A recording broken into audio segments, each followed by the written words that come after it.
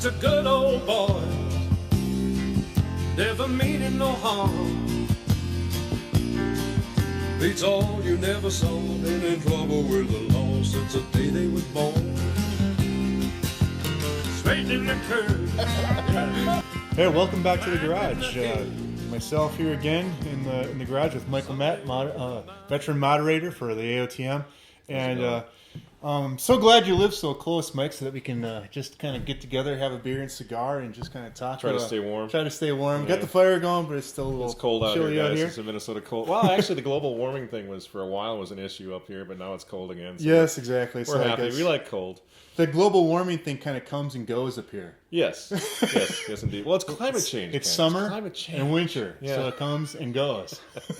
Funny how that works. That's weird. It's apocalyptic. We know nothing about history, even the history of weather. Exactly. So we are here to again brief everybody on what's going to be happening. I know we're a little bit late and showing what we are going to be having for a debate here in January.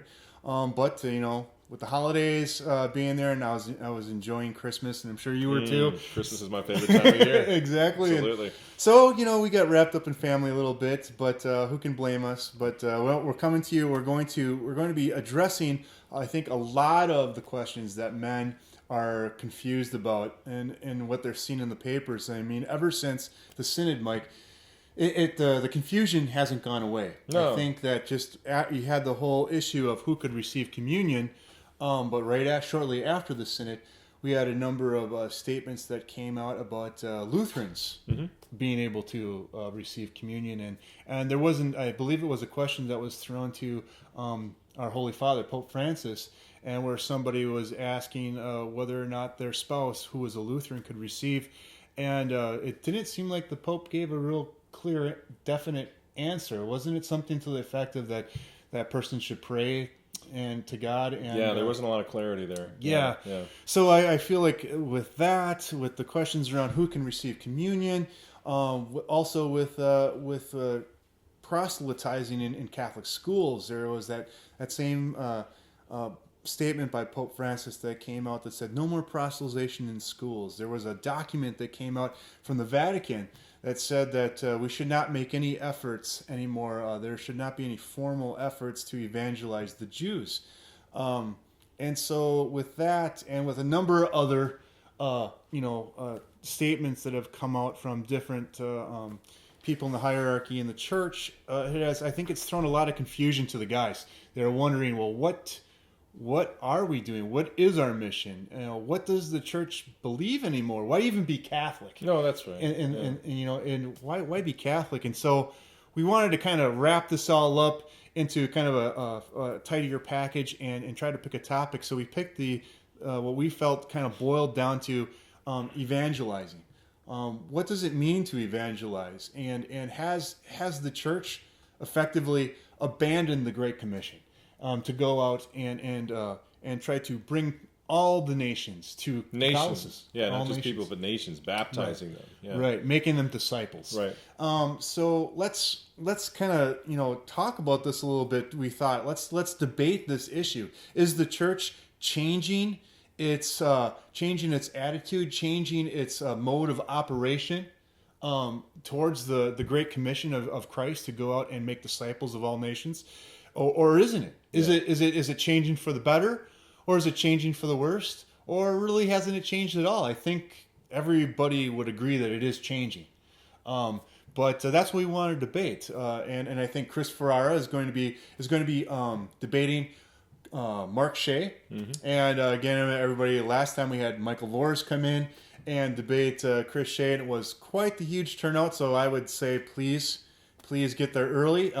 Make sure the hall can only hold 400 guys, so I'd say get there early because I'm expecting a very, very huge turnout for this. It should be, a debate that is going to draw a lot of people from everywhere. I mean, we had people flying all the way in from Ohio, New York, and I think even out west to view our debate last time. A lot of bloggers, so please come in early for this. And Chris Ferrara, of course, will be taking the stance that the church has, abandoned It's the mandate to Yeah. go out and make disciples of all I'm really nations. looking forward to this one because this is not. I think with the Shea Voris debate, there was a little bit of Michael Voris said this on such a date, and then Michael would say, well, Mark Shea wrote this, and it got a little bit back and forth of what their respective track records had been on a given issue.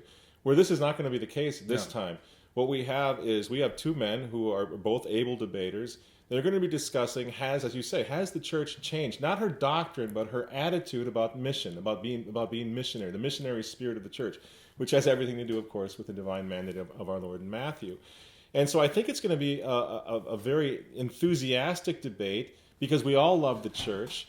But the reality is, when's the last time you heard your pastor, your bishop, even the Pope now, saying you got to get out there and convert non-Catholics to the Catholic Church. You got to go out there and pray for them, but you also have to teach, and you have to proselytize. You have to use logic to show why the Catholic faith is what the church that Jesus Christ founded, the only means of salvation.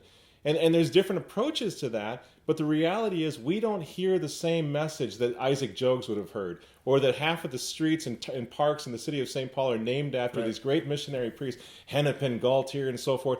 They left their homes in Europe, many of them came all the way across the pond and literally gave their lives trying to bring the faith to doing something proactive, bringing the faith of Jesus Christ, the Catholic faith, to people who didn't have it. Now the reality is we don't hear that anymore. Maybe, as you suggest, maybe it's better this way. But this debate's going to be all about that. What is the better approach? What is the better approach for the souls of our brothers and for the common good of the whole world? To go out and try to actively convert people, pray for them, and then give them the arguments, or to sit back and sort of lead by example and say, we love Jesus and look how friendly we are, and you're going to follow me because I am obviously a disciple of Jesus Christ. It's a very, very fundamental and legitimate debate having nothing to do with personalities, Chris Ferrara versus Mark Shea's personality. That's not what it's going to be. And as you pointed out, you've already instructed our moderators, that will not happen. This is going to be about a very fundamental issue. Because if it's not important for us to convert our brothers at work or in the family or in the city, in the town where we live, if it's not important to convert them, if they do not have to embrace Christ in order to be saved, at the end of the day, why do we have to remain Catholics? And that's the issue. We're losing our Catholic identity because we no longer hear the missionary mandate reinforced from the pulpit or anywhere else. And so we're all getting the impression, oh, who cares? I guess everybody's going to heaven is a general attitude. Right. It like Patrick Archbold brought up back in May of our last season. This whole idea that everyone is saved, that the idea of universal salvation that has crept in to even into the Catholic Church from Protestantism. That's exactly what we want to talk about. And I know that in a lot of these debates here, people can get caught up on definitions and that's why we try to stay away from that in our resolution for the debate. And we don't want to get into whether or not to the words of the mandate or what the idea of the new evangelization is. We want to specifically talk about what you said. Has the church basically, is it taking a new approach to the mandate, or has it just abandoned the mandate altogether? And I think that's where people are getting very confused. They don't want to believe that the church has abandoned command of Christ. Sure. But that sure seems like what's happening. And so it's like, how do we square what we're seeing and hearing in the newspapers and what seems to be pretty obvious? Common sense would tell you that it is, but there's a lot of people out there like Mark Shea that's saying absolutely no, absolutely not. And so we wanted to invite him in and say, well, tell us why. Tell us why we shouldn't be afraid when that the church is abandoning its mission when we hear such and such from the Pope, or we hear such and such from this bishop or that bishop. And it's important, Ken, to point out, we're not talking about Francis. Exactly. What we're talking about is something it's at least 50 years old. Arguably, if you want to go back to modernism, its influx into the church, 100 years ago. More than that. You can go back to the Enlightenment if you want. But the reality is, over the past 50 years especially, the Catholic Church seems to have adopted an entirely new attitude toward evangelization. And the new evangelization, although it might be a very good thing, I think everyone will agree, has been ill-defined. We don't know what it means. It's what all does over the new board. evangelization mean? And what was wrong with old evangelization? Well, I googled what definition of new evangelization, and that's exactly what I was reading across the board. Everybody said, well, it's such a loose term and been used in so many different ways that it's hard to say.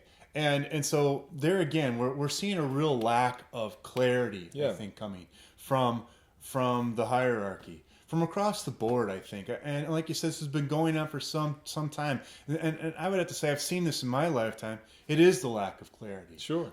Catholics keep wondering, why are we doing this? Because it seems our actions seem to contradict our beliefs. That's exactly right. And so that's really what we're trying to do here, is saying that last January, we asked Father Eckert to come in and say, what's going on in the church? Why are we seeing so much craziness? We're seeing, we've always seen, this bishop or that priest, it kind of, doing something that seemed contrary to what our beliefs said that we should be doing by their actions, not changing anything formally, like you're saying, but by their actions. And it used to seem kind of isolated. Now with the Synod, it was just increasing because we were getting all these people from so high up that were making statements, including the Pope, that didn't make sense to a lot of people. They were confusing and scaring a lot of people. And we wanted to bring clarity to that. And now again, here it is. It's just more of the same. And like you said, it's been going on for 50 years. For a long time. And we all know, really solid priests who would like, I think, to be more proactive, be more like Father Isaac Jogues and say, no, you must convert, you must follow Jesus Christ in order to be saved. If you're not baptized, if you're not subject to the Roman pontiff, you are, objectively speaking, you're going to hell, and no one wants to see that happen. But these priests are getting a confusing message as well. The confusion is not just priest to us. The confusion is also hierarchy to priest. Mm-hmm. So even when you have good, solid priests, tradition-minded priests, they're not being backed up by the higher-ups. And this is a huge problem, and that's why this debate is going to be about what is the church saying is necessary for salvation now? Is it membership in the Catholic Church or not? Right. It's quite simple, really. That's exactly it. There's another teaching of the church that you must be part of the Catholic Church in order to be saved. From what I can tell, that's still doctrine. It's a defined dogma of the church. Dogma, but I can't remember the last time I heard that. No. And like you were saying, I can't remember the last time we were talked about having to go out and spread the gospel, having to, try to make disciples, and bring people into the church. I mean, it's like, I can't remember the last time that was stressed. It's not stressed anymore, and I'm sure what's going to come up in the debate, and I think our moderators are top notch. They're not going to let this turn into Francis bashing just for the pure fun. That's ridiculous. Right. That's not the point. But I hope what comes up out of this is, for example, I just heard today in a sermon from a diocesan priest who brought up the fact that even Pope Francis, even our Holy Father, when he addressed the United Nations, when he addressed the U.S. Congress, high-profile positions, he's the vicar of Christ, doesn't mention the name Jesus Christ once. Right. Now, you can say, oh, that's terrible, bad, we don't like that. Or you can say, okay, no, we don't understand that, but let's discuss whether or not that's an effective means of evangelizing. Did anybody in the United Nations Hall, did anybody at the floor of the U.S. Congress, when they saw Pope Francis not mention Jesus, but they know that he's the vicar of Christ, they already know that, so the argument would be he doesn't have to bring up the name Jesus Christ because he represents Jesus Christ. So what I hope is debated, because I think it's a fascinating debate, is that effective evangelization? Did anyone leave the UN or leave the floor of the U.S. Congress saying, I think I want to be a Catholic because of the example that I just saw in Pope Francis, the love and the concern for the human condition and all of this. In other words, it's a very fair debate, and I hope it really stays on that so we can say, okay, well, that's the new way of doing it. But what I hope doesn't happen is a debate that's saying that nothing's changed. Because we all know everything has changed. Everything is changing. So it's a question of, is the new way working? And everybody's asking the question. Yeah. We know that things are changing. I mean, my goodness, you got Newsweek magazine has right on the cover, is the Pope Catholic? Right. I would think that would be a signal to the whole world. I mean, it's not just that, but that's just one example among many that shows the outside world, everyone outside of Catholicism, is seeing that there's huge things changing within Catholicism. Dramatic changes. This statement from the Vatican, and it's very important to stress that, from the Vatican. This is not Pope Francis, but this recent statement from the Vatican said that the Church must abandon any missionary outreach to the Jews. Now, you and I are just a couple of guys. How are we to relate to that? How do we react to that? Other than to say, if the Church is encouraging no outreach to a given group, whether it's Muslims, Jews, whoever it is, that means what? That there is another means of salvation. It absolutely means that by definition, because otherwise the Vatican is saying, who cares about the Jews? They can fend for themselves. We don't give a rip. And I really don't think even today's Vatican is capable of that level of malice. So what they're saying is that there's another means of salvation. If there's another means of salvation, Jesus didn't tell us about it. If there's another means of salvation, the apostles were not aware of it.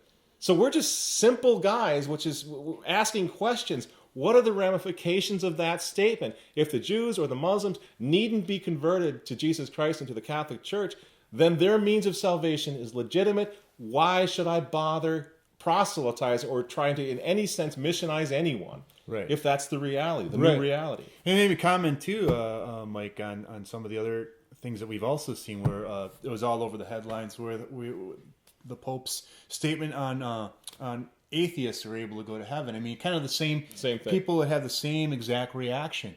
And then talking about our institutions. I mean, I know that there might be some squabbling over that proselytizing somebody is different than trying to evangelize somebody. But, you know, why are we continually playing these word games, you know, where the simple person understands to proselytize means to convince somebody of your faith. Right. Why would we not do that in a Catholic institution? I mean, just common sense. I mean, maybe there is a good explanation for it, but right off the top of the average Catholic's head, I would think people would say, well, that doesn't make any sense. Faith and reason, right? Reason. We're supposed to be able to reason our faith as well. And reason will take people, as Socrates and Plato prove, Aristotle prove, reason will take you to the fact that there is a God, that God exists. Right. Then you need faith. But reason plays a huge part. St. Thomas Aquinas bases his entire Summa on continuing the reason and the logic of Aristotle, for heaven's sakes. Mm-hmm. So the idea that proselytism is now a bad word bothers me. Now, if what they're saying is that proselytism means being a jerk and running around and like, you're going to hell, and just being a complete counterproductive jerk, well, then I agree. But the reality is, you can look up the word proselytism, and it means, like you say, to convince, to show the arguments, to convince someone of the trueness of your position. That's the same as evangelization as far as I'm concerned. Right. And then you pray for the grace of the Holy Ghost to inspire that person to follow your logic and to go to the next step, which requires faith. So making proselytism a bad word, to me, is confusing and seems dangerous. Right, and I hope we kind of touched on this back in October where, you know, where everything today, because there's so much gray area, and I understand people, I remember just listening to the Ferrara and Shea debate. We're trying to get that up for everybody. By the way, we're trying to get that one edited up. You know, David Devil makes the point that people come to the faith in a higgledy-piggledy kind of way. You know, it's like sometimes it's 2 steps forward, maybe 1 step back. I understand that, but even given that, I don't think that what we want to do is give the impression that we don't believe. You know, because I think over the last, you know, just the 20 years of my life where we're talking to members of my family and trying to go at the right pace, I never saw anybody really, you know, want to become Catholic because we were treading so softly that we never mentioned our faith. That's right. Yeah. And so I think that I understand where the heart is, but maybe it's not so that, you know, in a Catholic institution, like over in the University of St. Thomas, it seems like we're accommodating everybody but Catholics. Mm-hmm, mm-hmm. And I think that, you know, I don't know if hospitality and never mentioning your faith is going to actually make somebody become Catholic and just say, well, he's all right guy, but I don't know if it makes him want to be Catholic or not, because it's like, why? What's you know, I can be a good guy and be whatever faith I belong to. Yeah. You know, so it just seems to be like because we're trying to ride that fine line and trying to be, and not trying to be too harsh, we're trying to be so merciful and so nice, but I think we have to really find that great balance where, you know, we're actually not making the faith so complicated because we're trying to ride that fine line. No, and absolutely. it seems like that's what it is. It's like, oh my goodness, we can't even talk about, the simple beliefs of our faith. Like we can't go out and evangelize because why? Right. We're not supposed to go out and convince people. We're not supposed to proselytize. Well, why is that a bad thing? Why is everything from the past, why is everything that our forefathers did and all of a sudden not make any sense? Yeah, I mean, how many people did Peter convert in one day? 3,000 or something. And it wasn't just from standing there looking pleasant and maybe pointing to the clouds and going, who's up there? Yeah. He said, told them the truth. Exactly. He said no so much to the point where he said, "No, I will not yield," that he ended up dying for it. Absolutely. Isn't that what we're really all looking for? I really think that we're looking for someone to say, "No, this is what I believe." And I will not yield, even though if it means my life. Absolutely. You have the example of someone like Thomas More, who was beloved by family and friends, arguably the most powerful intellectual in Europe at the time, or even political figure, second to the king. And what does he do? He dies for his faith. And how many people recognize that all Thomas More wanted to do was be with his family and stay with his friends and continue his life and be hail fellow, well met to everyone. But he dies for it. And that's the thing. The Catholic Church was seeded or was fertilized, was watered with the blood of martyrs because people saw they were willing to die for something. That not only share their faith, but die for it. So you see things like in the old days, for example, as we're fathers, if my daughter were to get married, divorced, and want to get remarried again, I can't go to her wedding. Now, people will say, well, that's so harsh and mean. You need to be soft and gentle and merciful. No, what's going to happen is my daughter, who knows that I love her more than anything else in this world, I am breaking my own heart by not going to her wedding because of the rules of the Catholic Church. Not because I hate her, but because always and forever she needs to have the example that I will do anything, even miss my own child's wedding, even break her heart and mine in the process for Christ, for God, for the teachings of the Church. And that has the power to convert any number of people. Whereas if I just say I'm going to go to the wedding to be a nice guy, no one has any example whatsoever other than me wanting to fit in.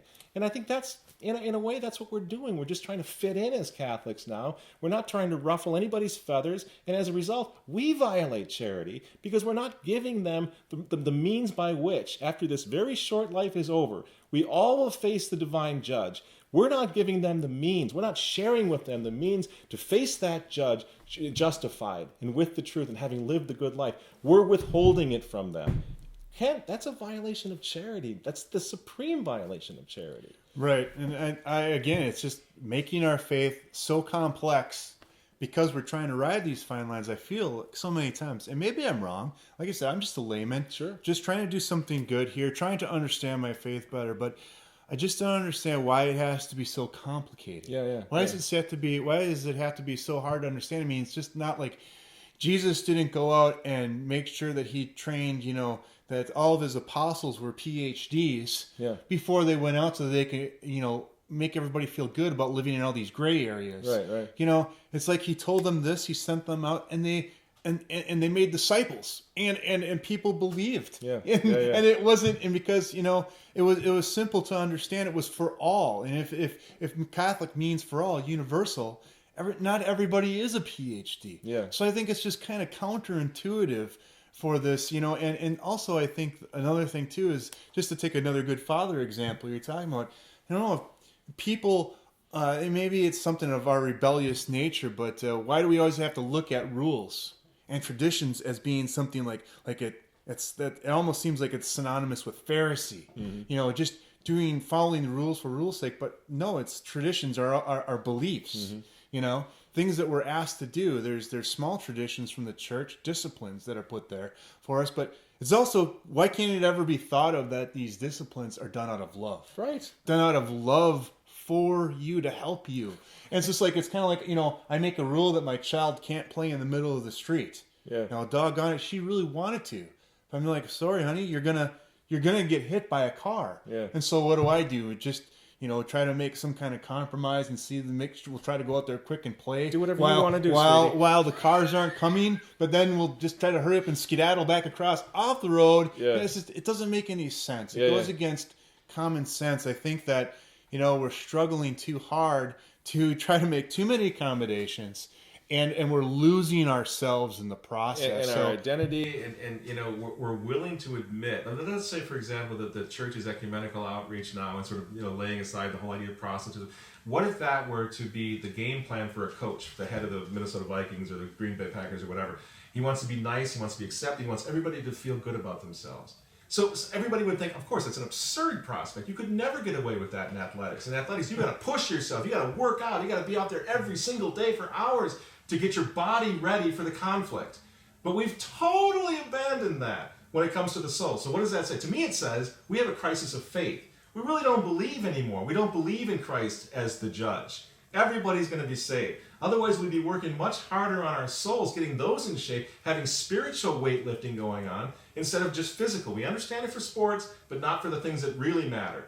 And the athlete will tell you, working out, getting strong, getting ripped, getting to the point where I can destroy the field carries with it an awful lot of gratification and of self-fulfillment. And that's the way Catholics used to be. Lent was a tough time, for example. You gave up things. You suffered. You offered everything up for the poor souls and for your own soul, and you wanted to do that.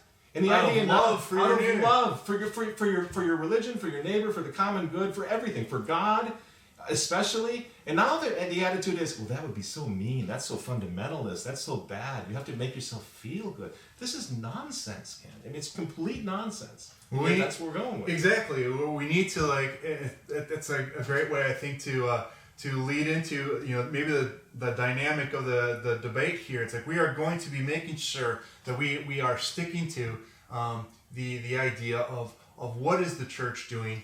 We're going to have Father Eckert moderating this for the first time. This will be something different. He's going to be moderating and trying to make sure that it stays on course, because something as hot as this, I'm sure, can get off the rails. We want a priest. We want Mother Church to be in the middle of this. Right. And making sure, can't reiterate this enough.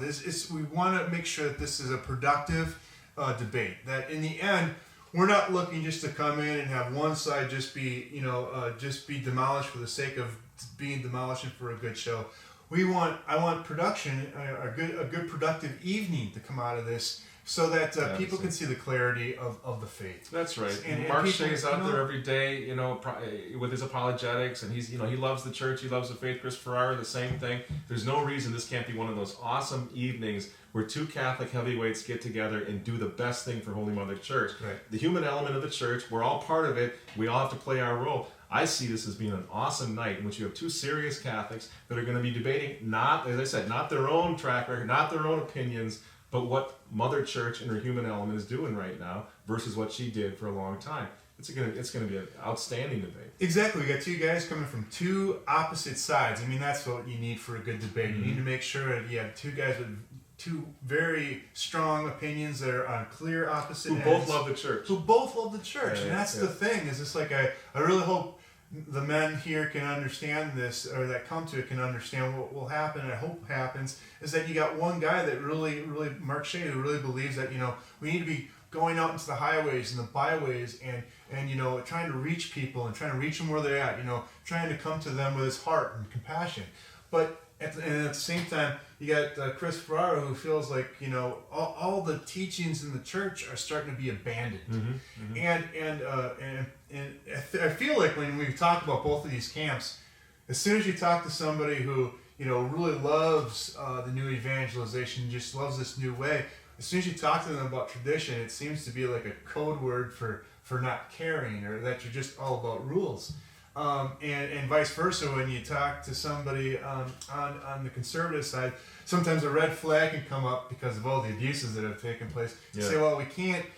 I don't really want to go down that road, because that just means that we're getting away from the teachings of the church. I like to see why couldn't there be both? Why couldn't your heart be placed in with the traditions of the church, with the teachings of the church, and have both, have an understanding, have a compassion, but without giving up anything, without giving up your identity, without giving up, a love for where your church came from and your forefathers, and not having to feel like that's all bad. They were all a bunch of Pharisees back then. They were all just a bunch of rule followers, but they really didn't love God. They weren't following with their faith. But I tend to seem to think that that's what I see a lot. And maybe that's not true. That's just my observation. But I hope that we can have somewhat of a coming together here. little bit better understanding. Well, we've talked about this many times. It would be nice if ultimately this term labeled traditionalist, which of course is what Chris Ferrara would identify as, if that could fade away. And I don't. Maybe I'm a perpetual optimist, but I don't believe that's impossible. I think with ISIS coming up and showing the world through their crazy antics and everything else that, hey man, we better come up with a Christian answer to these guys or we're going to be toast. We're going to be done. And I see a lot of people who maybe formerly we would have said are neo-Catholics. I know they don't like the term, but for lack of a better one, I see them starting to say we need a more robust and rigorous Catholicism to answer the needs of the world today, even physically, even in terms of what's happening with ISIS. So yeah, I agree with you. I think it's possible. And both of these guys are going to be appealing to authority. Mark's going to be appealing probably more to the recent authority, magisterium, the last 50 years of the church. Chris is going to be probably going a bit further back. But both of them are going to be saying, no, we need to appeal to the authority of Mother Church on this, which makes it, again, to me, fascinating. And you need two guys who know what the heck they're doing in terms of debating these issues to pull this off. And I think we got them. I think we got two guys that can do this. I do too. I think it's going to be a really fun debate, Mike, and hope you guys can get there early. We'll be starting at a regular time. Doors will open at 5:30. For our meal, of course, we'll have another great meal of roasted pork and have great appetizers. Starting at 5:30, we'll have some chips and salsa. One or two of these, maybe. We'll have a bunch of great craft beer out there, and go with the pork. We got a bunch of sides up, great mashed potatoes, and candied carrots, and of course we'll have ice cream and cookies, fresh baked cookies for dessert. And get there early. And like I said, we're kind of changed format. I don't know if I mentioned this formally, but we don't break formally anymore. To maybe some of the guys that watch this and they come, we just kind of roll right into the Q&A, and so not to disturb anything. So please have your questions ready for the debate. Come, ready to ask a question. And maybe it'll change somewhat through the debate, but probably Mike and I will be running around the crowd with the cordless mics. Town hall meetings. Yeah, it's like town hall meetings. And we'll stick that mic in your face and make sure that you get heard loud and clear. And it's been a lot of fun. Been very productive, as you can kind of see on Facebook. We put up some pictures there showing the crowds. We're still having huge crowds, and even when it's not this hot of a topic, I think we do very good hot topics, but this one is exceptionally, I think, robust. And we got to encourage both sides. Mark's going to need his backers. We want the traditionalists to come out, and back Ferrara, because it's going to make it fun. Let's fill that room, because there is enough of a divergence or disagreement between these two guys where it's going to be a heated debate, but it's going to be constructive. So I think it's going to be fun. And I think of men of goodwill too. I think it can be heated and. People that are passionate, but men of goodwill. So I know people get a little bit worried about that. Like, it's it's not not the it's an argument. No, I think it's very good for men to express their disagreements in this kind of a nice, robust way. So thanks again for meeting us here in the garage and spending some time with us, and we'll see you again next time. See you Tuesday.